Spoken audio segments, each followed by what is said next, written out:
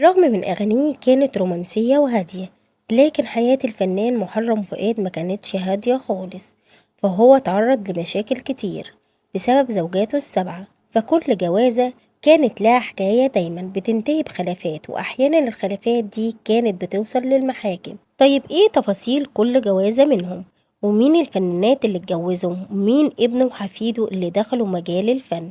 كل ده هتعرفوه في الفيديو ده. اتجوز الفنان محرم فؤاد 7 مرات في حياته.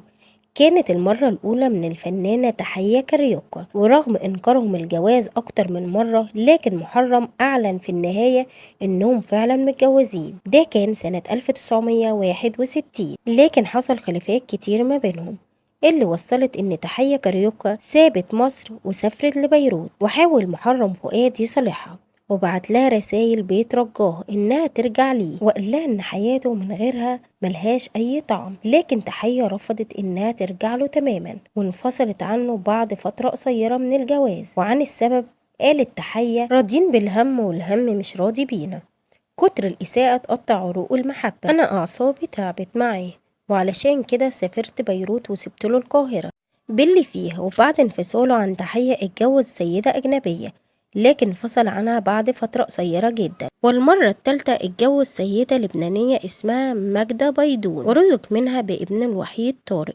لكن الخلافات اشتعلت ما بينهم جدا، وده كان بسبب حبه لمحرم فؤاد وقتها للفنانة ميرفت أمين. واتقال أخبار كتير وقتها إنه اتجوزوا في السر، وده اتسبب في إن زوجته ماجدة طلبت منه الانفصال، وفعلا انفصلوا لمدة 6 شهور.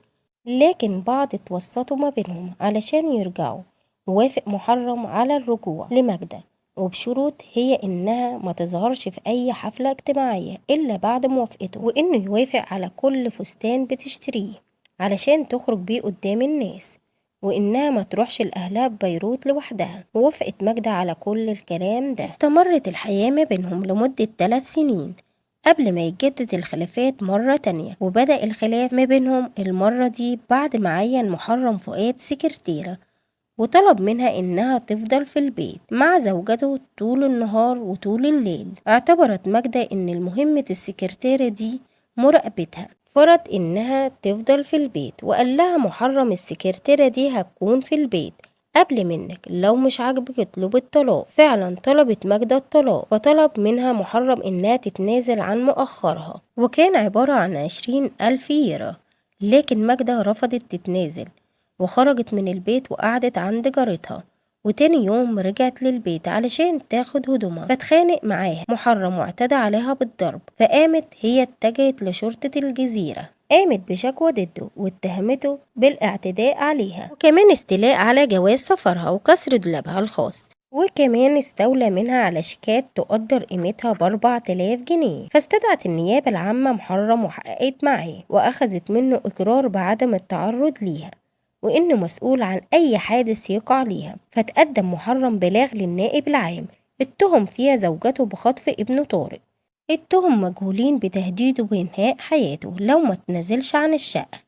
لكن ماجدة كدبت كل الكلام ده كله، تعهدت بإحضار ابنها طارق خلال يومين، وقالت إن زوجها هو اللي طلب منها إن توديه طارق عند جدته ببيروت، خاصة إنه ما ينفعش أي طفل يسافر من غير موافقة والده.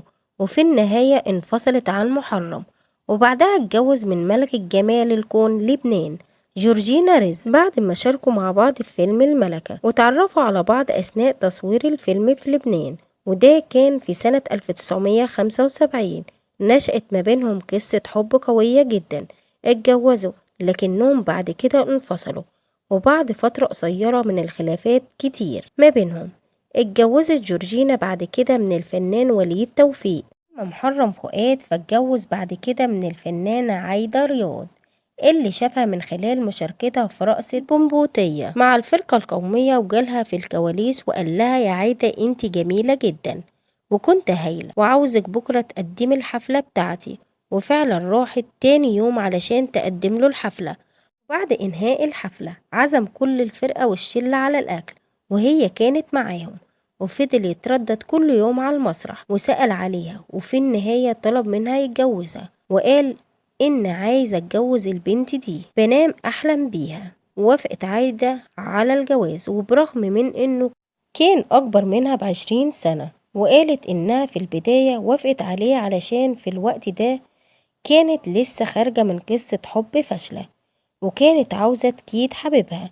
لكن بعد جوازها من محرم ب6 شهور وقعت في حبه بجد، واستمر جوازهم 12 سنة. وكشفت عايدة إن كان في خلافات كتير ما بينهم، اللي كان سببها إنها كانت عايزة ترجع لمجال الفن اللي سابته بعد جوازتها من محرم، لكن محرم كان رافض تماما إنها ترجع للفن، وانفصلوا بعد ما تم اتهام عايدة في قضية آداب في الثمانينات. وبالرغم إنها أكدت إنها بريئة، لكن اتحكم عليها بالسجن لمدة سنة، وفعلا قضت فترة العقوبة. والقضية دي اتسببت في انفصالها عن محرم فؤاد. بعد انفصاله عن عايدة رياض اتجوز للمرة الأخيرة من المذيعة التلفزيونية منى هلال، اللي استمرت معاه لغاية رحيله بأزمة قلبية يوم 27 يونيو سنة 2002. أما عن ابن محرم فؤاد الوحيد طارق، فاتجه لمجال الغنى زي والده، وده كان في التسعينات. قام بتسجيل وإنتاج ألبوم بعنوان بحبك، لكن الألبوم ده محققش أي نجاح، وده دفع طارق إنه يسيب مجال الفن واتجه لمجال المقاولات. كمان حفيد محرم فؤاد تومية محرم دخل مجال الغنى وبقى مطرب مشهور في بلجيكا، ولقبوه في أوروبا بصوت النيل الجديد. قولولنا بقى انتم في التعليقات ايه أكتر عمل فني بتحبوه لمحرم فؤاد.